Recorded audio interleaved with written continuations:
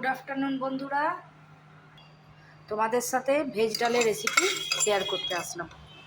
তো প্রথমে একটু মুসুর ডাল নিয়ে নিয়েছি আর একটুখানি মুগ ডাল নিয়ে নিয়েছি। মুগ ডালটা প্রথমে একটু গরমে একটু ভেজে নিচ্ছি।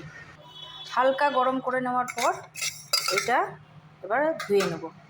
দুটো ডাল ভালোভাবে ধুয়ে নিই, তারপর দেখাচ্ছি।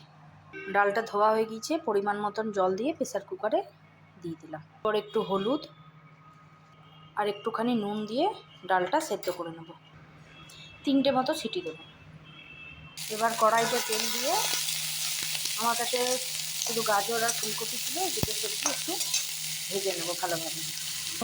একটুখানি নুন দেবো, কারণ ওটাতে আমি কম নুন দিচ্ছি। এবার এটা ভালোভাবে সেদ্ধ হওয়া পর্যন্ত ভেজে নেব।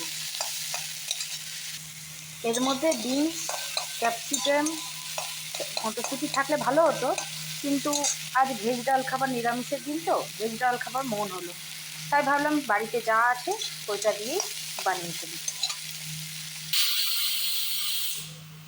ডালটা আমার ভালোভাবে সেদ্ধ হয়ে দিচ্ছে। এটা এবার কড়াইতে দিয়ে দেবো।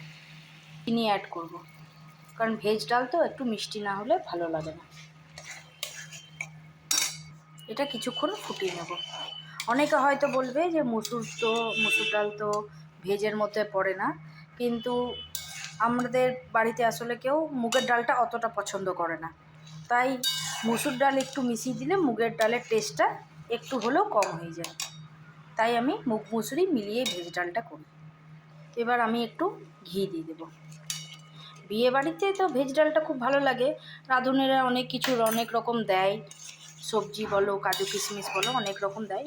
ওদের হাতেরও একটা জাদু থাকে। কিন্তু বাড়িতে খুব কম উপকরণে এইভাবেও ভেজ ডালটা মন্দ লাগে না। তোমরা একবার নিশ্চয়ই ট্রাই করো, আর কেমন লাগলো আমাকে কমেন্ট করে জানিও।